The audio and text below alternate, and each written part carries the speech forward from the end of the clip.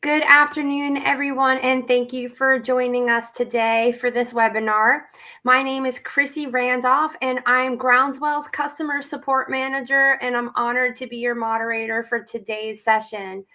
Today, we'll be diving into the powerful role that clean energy initiatives play in empowering communities, with the focus on how we can build trust and expand access to these vital resources.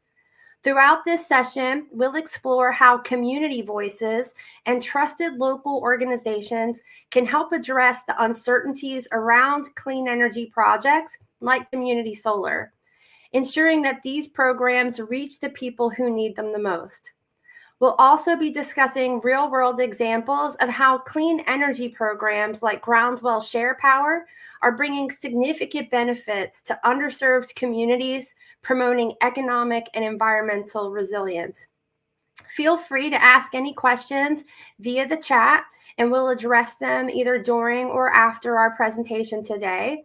But before we get started, I'd like to introduce our esteemed panelists who are leaders in clean energy innovation and community empowerment. First, today we have Tarika Mobley, the Equity Outreach and Community Development Manager with the Maryland Clean Energy Center. And also joining us is Brittany Baker, the Maryland Director of the Chesapeake Climate Action Network. We all know that clean energy is the future, but the big question is, how do we ensure that everyone gets a seat at the table? And I'm looking forward to the valuable insights we share today. So let's get started and jump into the conversation with our first speaker, who plays a key role in advancing the Maryland Clean Energy Center's mission, which is fostering environmental justice, enhancing energy literacy, and improving access to clean energy across the state of Maryland.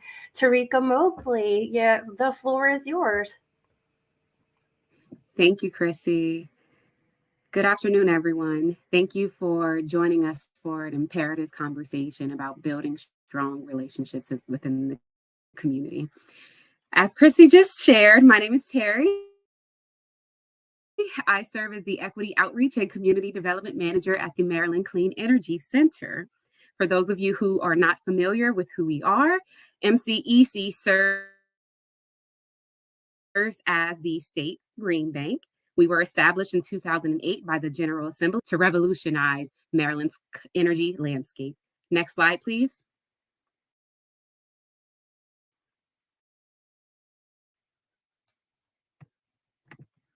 Thank you. So at MCEC, we're not just about promoting clean energy. We're here to make it a staple in Maryland's economy, ensuring that our energy systems are not only sustainable, but also create job opportunities, drive technological innovation, and are also accessible and affordable bank, in which over 198 million in private capital against $14 million in public funds to help reduce greenhouse gas emissions, conserve energy. Municipality. To fulfill our mission, we offer procurement and technical support for project development. We provide access to capital. We engage in consumer education, and we foster climate tech innovation to advance the adoption of clean energy and energy efficient products, services, and technologies. MCEC is building the Maryland advanced energy economy with our partners. Next slide, please. This slide is just a brief overview of the different programs and services we offer here at MCEC. We have the CEA Home Loan Program, which helps Marylanders make energy efficient home upgrades, while the MD PACE finances commercial clean energy projects via property tax bills. We also offer taxable and tax-exempt bonds for municipalities, schools, and institutions. And we stand at the forefront of the fight against climate change, actively investing in game-changing initiatives like the Climate Catalytic Capital Fund, C3. This fund energizes innovative projects aimed at reducing greenhouse gas emissions. Next slide, please. USDA REAP. In efforts to support rural development and transition to clean energy, we offer free technical assistance and grant application support help by way of the USDA REAP program. So this program helps agricultural producers and rural small business owners make energy efficiency improvements and renewable energy investments to lower energy costs, generate new income, and strengthen the resiliency of their operations. Next slide, please. And this is just a brief overview of how MCEC is able to take a project from idea to implementation. Next slide, please. So, as the Equity Outreach and Community Development Manager at MCEC, I'm excited to share how teamwork is at the heart of what we do. At MCEC, we know that working together is key to creating a sustainable future. So we actively foster and build strong partnerships with both public and private entities to kickstart and carry out clean energy projects. These team efforts help us make big leaps forward in making energy more sustainable and efficient. So 2 key grants that we were recently awarded and are getting ready to put shovels in the ground, or on, not shovels on the roof, but rooftop solar. So the first program is the CFI grant, which is Charging, Fueling, and Infrastructure. And the Solar for All grant, which is statewide funding, which is focused on, portion of it is focused on underserved communities, low to moderate income households. So with the CFI grant, we are proud recipients of this prestigious award, which enables installation of EV chargers in underserved low-income communities throughout the state. And with Solar for All, we anticipate statewide funding intended to enable low-income and disadvantaged communities to deploy and benefit from solar storage and upgrades. Next slide, please. Allow me to walk you through how we are making strides in outreach and community development. Our Energy 101 program is designed to demystify energy usage and the undeniable benefits of clean energy. This program empowers consumers to make choices that are both informed and impactful. And we will be launching a consumer literacy website by the end of this fiscal year. Energy efficiency awareness. We provide actionable advice and resources for making homes more energy efficient. We also assist with connecting Marylanders with the resources they need to make clean energy upgrades more accessible and affordable. And with workforce development, we are ensuring that Marylanders are informed of opportunities to and prepared to enter the growing field through connections with our partners that offer vital training and career opportunities. And we are deeply committed to environmental justice and energy literacy, making sure clean energy movement is fully inclusive. In addition to these initiatives, we also host community listen, lead, and share meetings, convening clean energy stakeholders, community advocates, and residential consumers to share ideas, exchange information, and other educational content on the evolving clean and advanced energy industries. Next slide, please. A key aspect of our diversity, equity, and inclusion efforts is inclusivity. Our Climate Equity Action Team, CEAT for short, plays a crucial role in this. The CEAT is made up of 29 diverse advisors from grassroots organizations, faith-based groups, worker cooperatives, social justice advocates, and government agencies. And our mission is to advance energy equity, environmental justice, and economic opportunities for historically marginalized communities. And through the CEAT, MCEC ensures that our clean energy initiatives are inclusive, impactful, and reflect the real needs of Maryland communities. Next slide, please. Many Marylanders, particularly in underserved areas, face barriers to accessing clean energy, whether it's financial constraints, lack of information, or skepticism about new technologies like community solar. So we are working with partners like Groundswell to break down these barriers and create pathways for all residents to participate in clean energy programs. And this data that you see here was collected from community residents during our listen, lead, and share meetings. So we have both residential consumers, barriers and needs, and community leaders, barriers and needs. And one of the biggest challenges we face is making sure that everyone can participate in the clean energy movement. So these communities often face barriers like financial constraints, lack of access to information, and again, the skepticism. So it's vital partnerships, key partnerships, reliable and trustworthy partnerships that can serve to help bridge these gaps. Next slide, please. So we've taken on this challenge head on. For example, with programs like Community Solar, making it possible for residents, especially renters and those who are with unsuitable roofs to still access solar energy and reduce their utility bills. So we've partnered with Groundswell to increase awareness and provide access to financial assistance and educational resources. And our goal is to ensure that residents know about these benefits of clean energy and how the tools and resources are vital. Next slide, please. Trust is essential in this process. Without trust, people are hesitant to engage in new energy solutions. That's why we work to ensure transparency in our programs and work with trusted local voices and organizations to foster community engagement. One way we do this is through our community listen, lead, and share meetings. Again, where Marylanders can join sessions to learn about clean energy solutions, how they work, and how they could benefit. Next slide, please.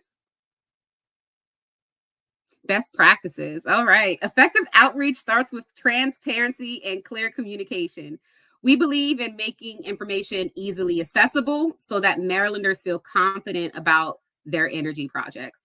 So we collaborate closely. Again, collaboration is key. Getting out into the community, networking, becoming a trusted voice, a trusted face.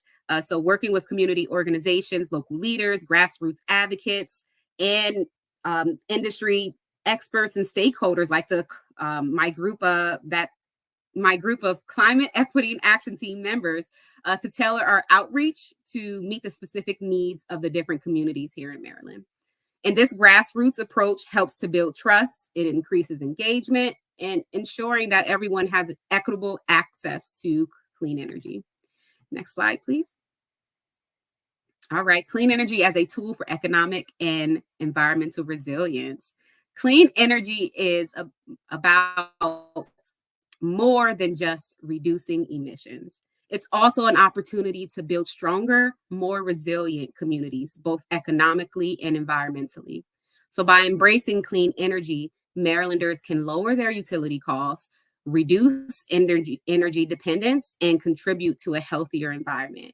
And here at MCEC, we see clean energy as a tool for both economic empowerment and environmental resilience, which is why we're so committed to ensuring equitable access across the state. Next slide, please. So why does this matter? We offer the platform to contribute to Maryland's clean energy journey, driving innovation, sustainability, and economic growth. And through partnerships, we can take part in transformative projects and grant opportunities. MCEC spearheads efforts in clean energy deployment, climate action, community empowerment, but it's partnerships that will truly drive change. And together, we can drive meaningful change and build a more sustainable future for all. So get involved, take personal action, and support and spread the word. And together, we can make a significant impact. This QR code that you see here will take you directly to our consumer survey, which we, if you recall, for a few slides back, where it showcased the data that we've collected from some of our community listen, lead, and share meetings. So if you're interested in participating in this survey, we welcome and we look forward to your feedback. Next slide, please.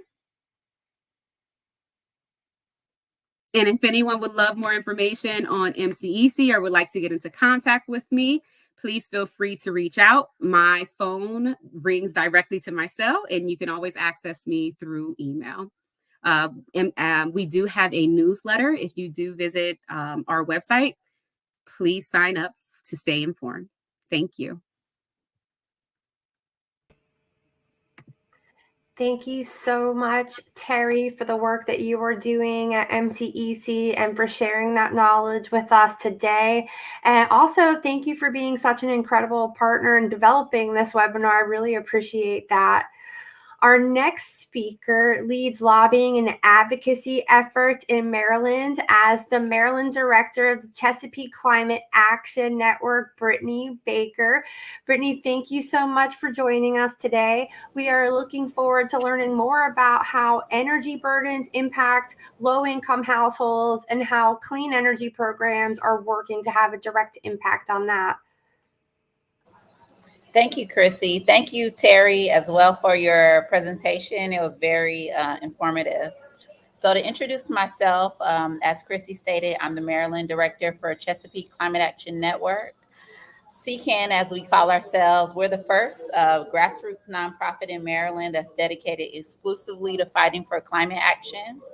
And our mission is to build and mobilize at the grassroots level to affect state policy mostly, but also local and national policy. We work in Maryland, DC, and Virginia, but I'm the Maryland Director, focused primarily in Maryland. So today, I'm going to be talking about an equity for clean energy transition, what that looks like and how we can start to move in that direction. My presentation is particularly related to vulnerable populations in the U.S. and Maryland. I saw in the chat some of us are from other states, Georgia, Florida. I won't touch too much on your states, but there's still lessons that we can take from Maryland and apply to other contexts. And really, this entire presentation starts with two truths. So one, access to clean, safe, reliable energy shouldn't be determined by how much money you make or where you live. And two, Black and Brown communities, underserved and overburdened populations have historically carried the burden of our energy grid. And so now that we're in the clean energy transition, we have the opportunity to set up something different. So we can go to the next slide. So one of the most important data points when analyzing what is the energy situation in a state is the energy burden. And so that really reveals what the energy equity situation is in a particular area. And so it's defined as the overall energy cost to a household proportional to their overall household income. And it's a measure to show how difficult is this household, how difficult is it for this household to cover their energy costs? Another measure that you can use to determine energy equity is utility shutoffs. So how often are people losing their access to energy? And if you look at the map on the side of the slide, you can see that the areas with the highest energy burden in Maryland are Baltimore and also the Eastern Shore. Baltimore specifically, there are a lot of households that experience extreme energy burden, even exceeding the 10% severe energy burden threshold. So next slide. So although even in the current situation, there are many families who are have extreme energy burdens, energy costs are rising, and they're rising at an accelerated rate. And there's a number of factors that are contributing to utility bills rising. Some of these factors are deliberate. Literally, energy companies are trying to make utility bills rise because that's how they make the most money. But some of these factors are more accidental and are based on what's been happening in energy policy decisions in the past and at our regional grid operator, PJM. They control a lot of the electricity and energy choices that are made in Maryland, but also across 13 states on the eastern shore of the United States. So these two charts on the slides specifically show the rising utility rates in Baltimore gas and electric territory. On the left, you see the rise in electricity rates, and on the right, you see the rise in gas rates.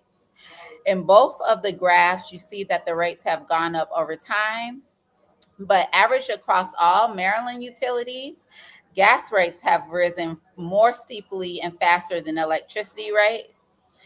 But to get a deeper look at the rising electricity rates and the reasons that they're rising, you should visit the Maryland Office of the People Council website. They do regular reports about energy burdens, rising costs, and the factors related to that.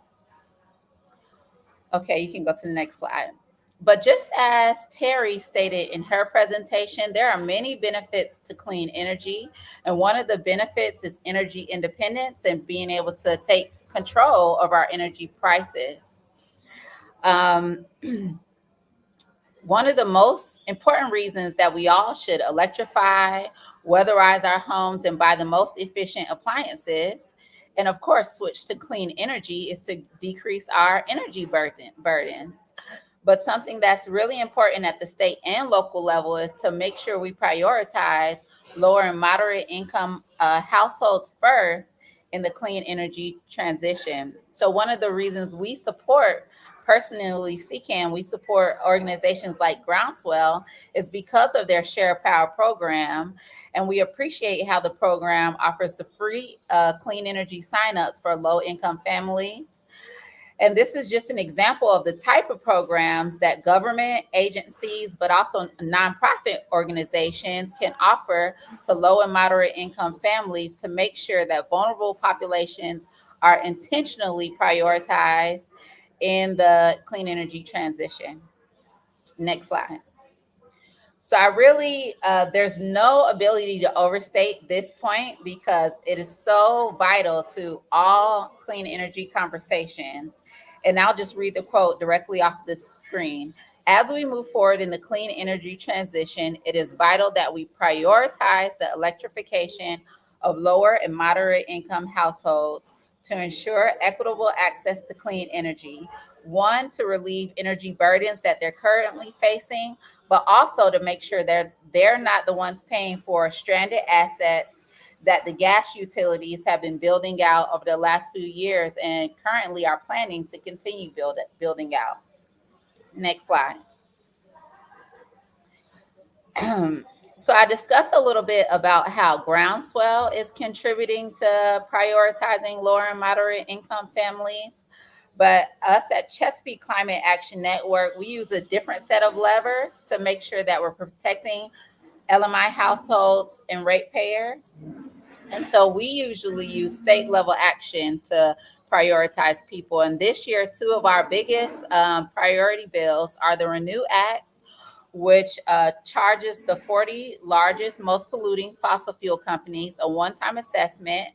And those payments will go into a fund called the Climate Change Mitigation and Adaptation Fund. And payments into the fund will be used for climate change adaptation projects across the state. One of the reasons we're so excited about this piece of legislation is it's really taking money from fossil fuel companies and using it to benefit families and households. And we think this is important, particularly because Maryland is considering a carbon fee, and carbon fees do have pass-throughs to consumers. And so as we move forward and are looking for more ways to fund climate action, we think that it's important that fossil fuel companies are making those payments first. And then also we're really excited about some clean resource adequacy legislation we're working on with Delegate Charkoudian, which is getting even more deeply into our energy situation in Maryland and making sure that we're turning all the right levers as we move forward in our clean energy transition to make sure that as much clean energy projects as possible are being built in the state, and also setting up mechanisms that ratepayers or utility bill holders are the ones that are going to benefit as our clean energy movement continues to see success. Next slide. So thank you again for your time today. If you would like to learn more about CCAN, you can definitely sign up for our email list. But on the screen is my direct email if you want to contact me, particularly related to advocating for the legislation. Thank you so much, Brittany, for shedding so much light on the serious challenges that energy burdens place on low-income households in Maryland. I'm grateful for you sharing that with us today and for all the work that you're doing at CCAN. I really learned a lot today, so thank you so much. This is why I'm honored to be a part of the mission here at Groundswell, where we build community power through our clean energy programs that put people first and cut energy burdens in half.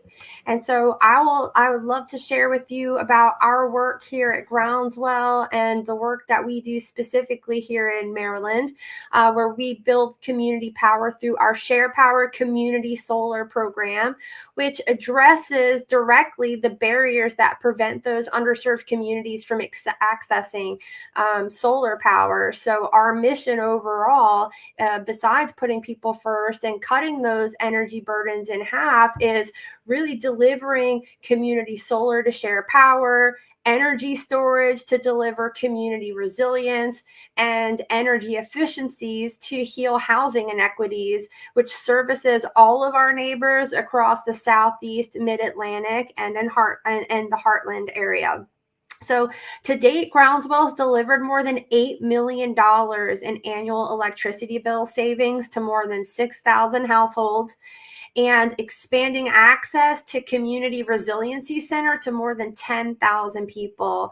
And we've directly developed innovative project finance models that enable community ownership models as well, those projects.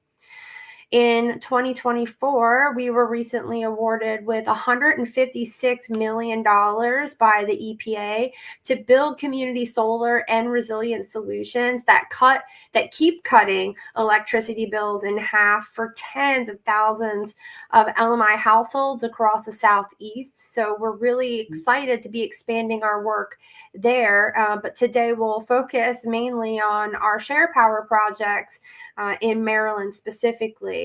But for those of you who aren't 100% familiar with what community solar is, it's actually a really simple model where the solar panels in your community are already generating electricity, and they could be located maybe on a church or into a parking lot, somewhere in your community, and those solar panels are producing electricity. They're already being metered by the local utility company. So when you subscribe to SharePower by Groundswell, you don't have to have your own panels put onto your roof. So those panels then, with that electricity, the utility company is distributing it to the surrounding neighborhoods and the local businesses there in the area. But our subscribers get a credit on their utility bill for the electricity that their subscription generates, which ultimately helps save money and supports clean energy as well. One of the topics that has come up quite a few times on today's webinar is the barriers to getting solar access or access to clean energy programs. And you've heard Terry mention quite a few of them. And in fact, many times when I show up or our team shows up at tabling events to discuss community solar and our SharePower program, many people immediately will put up a barrier and think immediately that's not for me, or it's not possible for me to have access to solar because of the belief systems that come behind what solar energy has meant in the past. So maybe they believe that they can't have it because they don't own a home, or they believe that residential solar is the only way to have access. And also maybe they've been scammed by other companies in the past past that have been associated with solar or clean energy. And so here's some of the barriers that our Maryland and all of our subscribers really face when trying to access clean energy, and how the SharePower program helps to eliminate some of these barriers. First being those high upfront costs and oftentimes restrictive financing with credit checks. And so that eliminates a lot of people from being able to access clean energy and solar specifically. And so SharePower removes this by offering a subscription model that requires no upfront costs, no installation, and it delivers immediate savings on electricity bills right away. The other piece is the lack of homeownership. So SharePower is available to anybody in Maryland that has a PEPCO bill, regardless if you own or rent a house or apartment or condo. It's available to anybody. You just have to be a PEPCO customer and live in Maryland. Housing conditions are another big element here. Even for those who are fortunate enough to own their own homes, they may be facing things like inefficient housing, maybe roof shading, or the direction that the roof is facing. They could live in HOA and have restrictions and not be allowed to put solar on their roof, or in like historical preservation areas where they're not allowed to make changes to their roofs or to their property in general. All of these things really make panels almost impractical or impossible, especially if you think about maybe having to add on to the cost of solar with a new roof repair as well. And so a lot of times the consumer protection plays a very big part in this. I hear a lot of often tragic stories of people who faced predatory practices or misleading information, and ultimately that causes distrust, and it just further hinders that adoption of the program that are only meant to benefit, like our SharePower program. Next slide, please. So SharePower expands solar access, and our innovative model prioritizes energy equity by devoting 100% of solar savings to low-income households who need it the most. And so our subscribers pay a flat rate subscription fee for their subscription, and then you'll see part of that subscription fee come back as a returned credit on the utility bill as a community solar credit. And the rest of the subscription fee, that value, supports a no-cost community solar subscription for LMI neighbors and households in Maryland. This is our project in Maryland that we're so proud of. It's our Paddington Square Apartments project located in Silver Spring, Maryland. While it is in Montgomery County, subscriptions are available to anybody with a PEPCO bill, as I mentioned in the past. But this was developed by Groundswell and our partners with the Housing Opportunities Commission of Montgomery County Green Bank, and Sunlight General Capital. And there's several buildings there at Paddington Square, and the solar installation are on the rooftops of those buildings. It's 273 kilowatts, and it produces electricity for 91 households. 63 of them are SharePower subscriptions, which pay to be a part of the program, and 28 of them are empowered households. And everyone in the program receives up to $500 in clean energy savings per year. Next slide, please. This is Naomi, and I am so honored to have met her. Not only is she an empowered subscriber who's benefiting from a no-cost subscription, she's also a resident at Paddington Square Apartments who is on their housing voucher program. And one thing that's really important for Naomi is that she keeps electricity on 24/7 in her home no matter what, because her husband has suffered from cancer and has had a lot of medical treatments, and he is required to be on equipment that is plugged in every day, all day. And so if in the event that she were to get a shutoff notice from Pepco, which she was very close to receiving before I spoke with her, not only would she, of course, have to fear for her husband's life, but she also has to fear for her family's security too, because anybody that receives a shutoff notice that's on the housing voucher program also loses their voucher for their housing. So it gets very serious when you can't afford your electric bill for those residents. So after becoming a subscriber, Naomi invited me to Paddington Square with Beverly, her neighbor, who is also a subscriber. And Beverly informed Naomi about the project and how it's helping her save on her electric bill as an empowered customer. And the two of them invited me into their homes and shared their stories with me. And I'd like to share a little bit of that conversation with you guys today as well.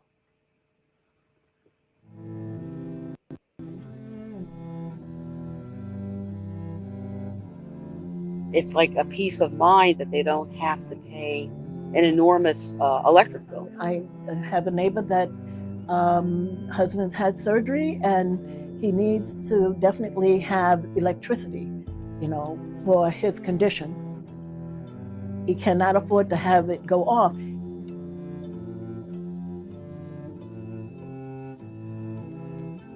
Even with this medical alert and our bill isn't paid, they will still shut the power off. We have all electric apartments here. Everything's electric. Oven, stove, everything. And the bills could be easy $200. Easy. We were okay up until, I would say, earlier this year. We were getting, I don't know why the prices went as high as they did, or the bill. But one month it would be like 100 and something. And I thought, okay, well, we can do that. And we were on Social Security now. We were on a fixed income, but we had other bills to pay. And I, with the tremendous heat that was in, I would need my AC on. Maybe even by the time I got in touch with Brownsville, it was $500. And I'm like, my husband and I looked at it, how do we pay this? Because you're on medical equipment, we can't lose the electricity. And I showed my husband and my son, and I mean, we were just beside ourselves.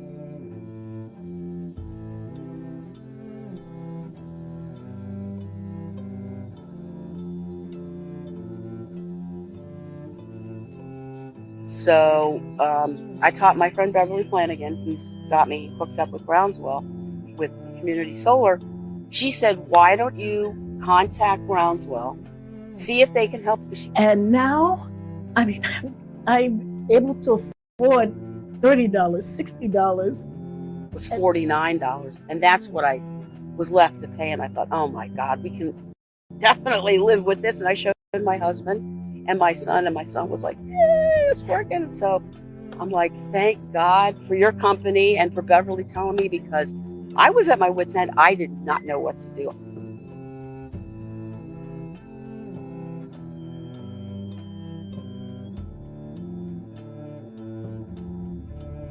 And the stress level, like I said, has come way down. I don't like panic the minute I see the Pepco bill come and go, oh my God, what's it going to be this month?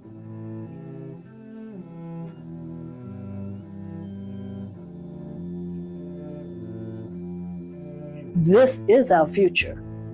These solar panels are our future for everyone. And if you subscribe, you're helping people who would not have the benefit of it.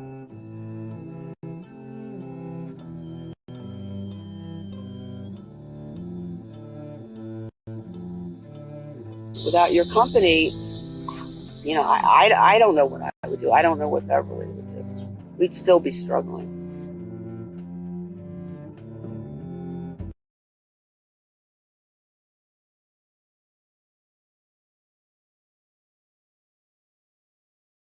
So that is a little bit about Beverly and Naomi, and I'm just so grateful to be able to work for a company that gives back in that way and to be able to assist them.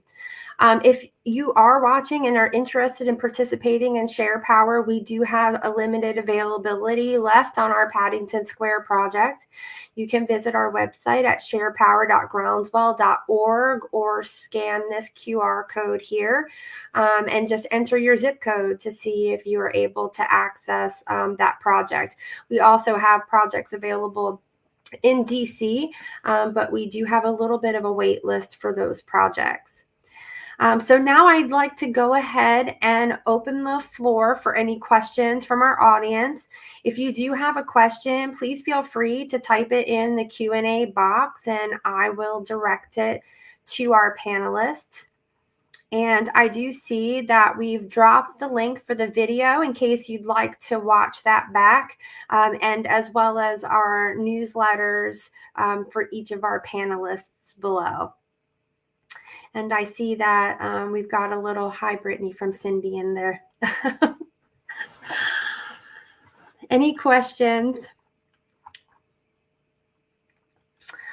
I guess while we wait a little bit, maybe I'll open up the floor to the panelists as well to see how has it been for each of you working with collaborators in the space where you're now reaching a lot of people. We're expanding access to as many people as possible. We're educating people as much as possible in the space.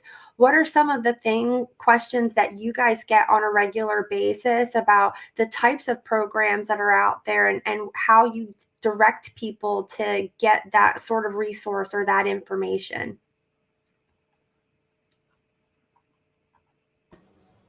I can go first. So when you ask that question, because we're not an organization that does direct programming for people, the first thing I think about actually is like utility bill assistance and all the programs through MEA and all the different types of programming that is available for people through the government agencies. And that's why one of my biggest personal places of advocacy is streamlining all of these programs and trying to make multiple programs available through one application system, or doing categorical eligibility where agencies are sharing information with each other to make sure that households are not needing to go so many places to find the resources, but as soon as someone is identified as lower and moderate income, then we're giving them all the resources they need to pay their bills, switch to clean energy, weatherize their homes, and electrify all in one. Brittany, you hit the nail with the hammer.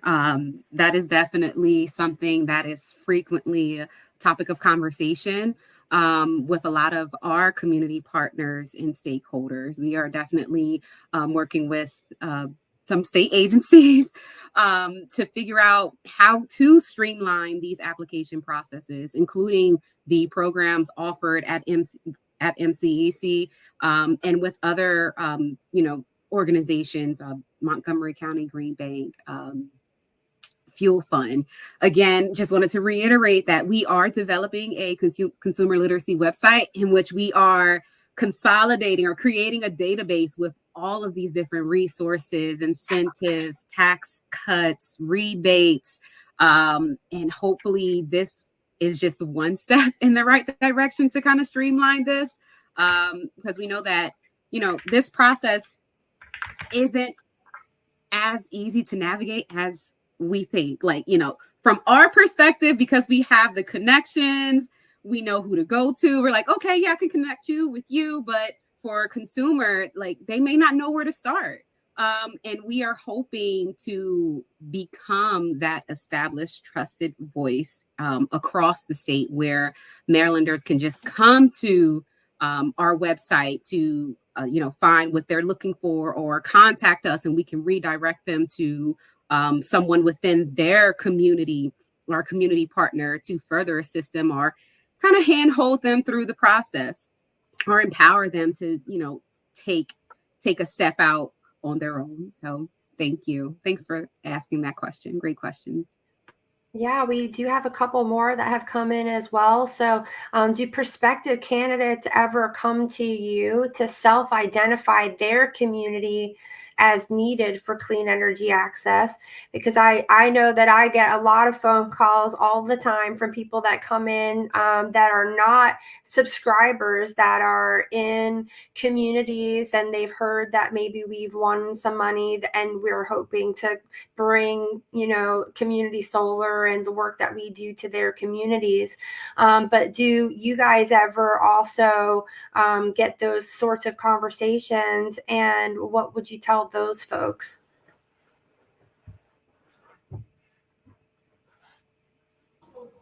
I can go first. So again, we don't do direct programming, but usually how communities get connected to us for advocacy and where we end up sharing clean energy resources is through one of three ways. One, really high energy burdens, because that's really tangible for households to say something is not going correctly. Two, shutoffs. That's a big trigger moment to start down the process of clean energy access. And last but not least, pollution problems. For example, in Baltimore, they have that coal terminal. So a lot of our advocacy in that area starts with pollution and public health.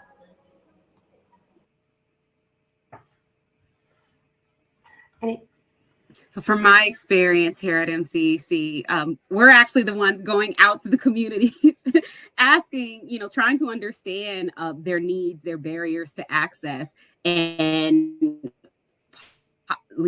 providing potential solutions or directing them to the resources. We are currently developing a toolkit to help communities develop and implement a climate action plan.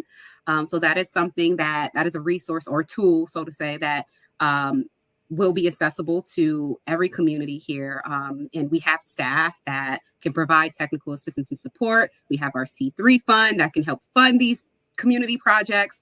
But we haven't received calls asking how to gain access. Again, it's usually we're just going out into communities, talking with residents and learning their needs and their wants and matching the resources with their needs. Thank you both. I feel like I get these conversations have these conversations so often, and I'm always also wondering, where should I send these people? I feel like everybody's becoming aware of what's available to them out there, and they want to know how they can participate in those types of programs as well from their communities. And a lot of times I'll just share everything I know. So if anybody does have questions specifically, feel free to call us at Groundswell. I'll share with you what I know, and I can get you connected, of course, to our internal teams that we're all happy to share whatever information we have to help you get you started on your project of where you are. And so if you I see our phone number is up on the screen right now, and that's 202-505-3051. And one more question that we have here in the chat is, what is the best way to approach potential subscribers to overcome that mistrust? And I will open that floor to both of you as well. Okay, I'll take a shot at this one, Britt, since you took the first two. The best way to approach potential subscribers and overcome mistrust. Building relationships, to have that personal conversation with the individual, understanding their actual needs, their concerns, and partnering with organizations like Groundswell and connecting them with these potential subscribers who have these questions that need to be debunked. So we try to facilitate a lot of connections because we don't have all of the answers, which is why goodness, I just had a brain fart. I'm sorry. Establishing trustworthy relationships and connections amongst stakeholders and individuals across the clean energy landscape. When you can build up your portfolio, you have someone in your back pocket that you can call to answer a question that you may not have an answer to. Just, being a resource, a trusted resource. And it's okay to say you don't know the answer to something, but you will find someone who does and connect them with that person. The landscape is consistently growing, changing, advancing really, really fast. And sometimes it's really hard to keep up. So yeah, always look to make time for that individual who has questions, because that could be a potential lead for an organization like Groundswell, who are looking to help residents. So always follow up, always do check-ins to see how they're progressing.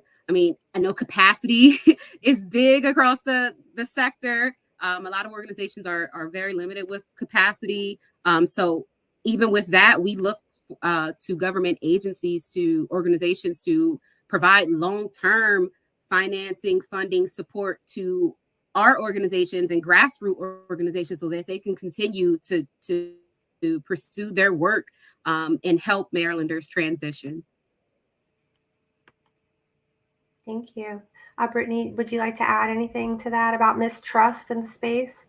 The only thing I would add is two quick things. One is find trusted messengers and pay them. So you can build out that pipeline of people who understand the clean energy transition. And two, the idea of mistrust, usually the fundamentals, people do trust that. So what is it that they mistrust? They don't trust your messengers, they don't trust your ownership model, they don't trust the organization that's coming to them with the information. And then once you really find out what is the thing that they don't trust, try to take that thing out, and the rest of it might be more salient for the community. I love that. Thank you. And we see a lot of people in the community on a regular basis. We're showing up to the events in which promotes clean energy. So like the PG County Green Fest, or DC Healthy Homes Fair, or Montgomery County's Green Fest that they have as well, and showing up with other people that are kind in the same space and hoping to educate the community in what's out there and what's available to them. I think education is one of the biggest pieces, because while community solar has been around for a long time, there's a lot of people that don't know about it, and it's really getting them educated. And when you show up in the right spaces with the right group of people, I feel like they naturally tend to trust you a little bit more. I guarantee that your church has not invited us to come and give a presentation at your church if they didn't trust us first. And so it's kind of also making those connections. There's another follow-up question here is, what would you say is the biggest need for the households and organizations with whom you work?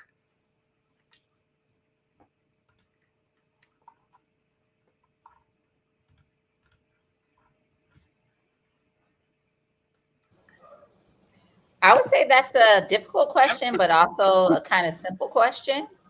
And in general, I mean, what I find is I feel the most sad when I interact with households who have really high energy burdens and are having a really hard time paying their energy bills.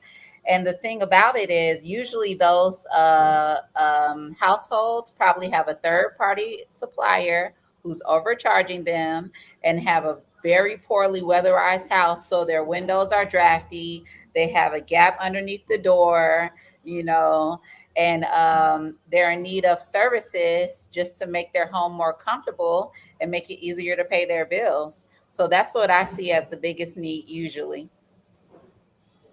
I kind of second that. Go ahead, Terry.